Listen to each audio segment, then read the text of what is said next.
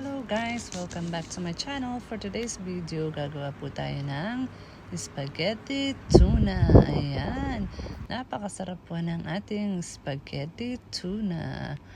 Okay, syempre, ang una po natin gagawin ay magpapakulo ng pasta. Papakuloan lang po siya natin ng mga 6 minutes ang pasta. Ayan guys, sinala na po natin sa kaldero ang pasta. Kalahating kilo lang po yung ginawa po namin na yan. Ayan guys, yan lang po yung ambag ko sa pagluluto, yung paglalaga ng pasta. Ayan, syempre yung tubig kailangan mo munang pakuluin bago mo ilagay ang pasta, at lalagyan mo ng asin at saka ng konting mantika, at halo-haluin po natin yan para hindi dumikit.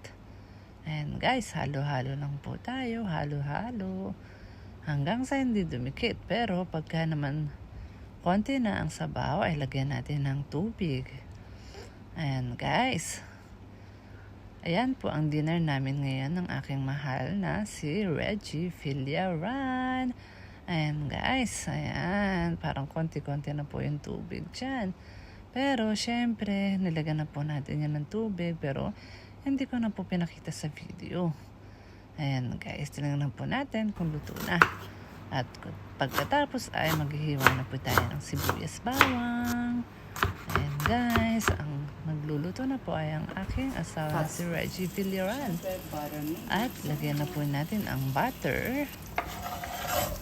Pagkatapos ay isama na po natin ang sibuyas at bawang. Ayan guys, parang napakabango ng aming niluluto. Ayan, tapos ilagay na po natin ang tuna. Ang tuna nilagay ko ay isang can lang na mag-fit. Ayan guys, kasi dalawa lang po kami kakain. At nilagyan ko po ng mayonnaise. Siyempre, nilagyan ng 3 kutsarang mayonnaise. Ang aking mahal. At siya pong niluluto ay hindi ako. Ayan guys, tapos isama na po natin ang pasta.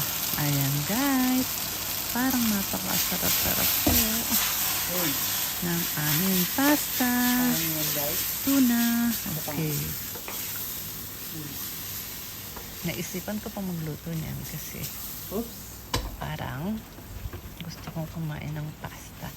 Nagkikrave ako ng pasta, kaya ayan, pinaluto ako si mahal ng spaghetti tuna. At syempre, lalagyan din po natin ng panlasa. Lalagyan natin ng black pepper at konting salt. Ayan guys, salamat. Thanks for watching. I love you guys. Bye-bye.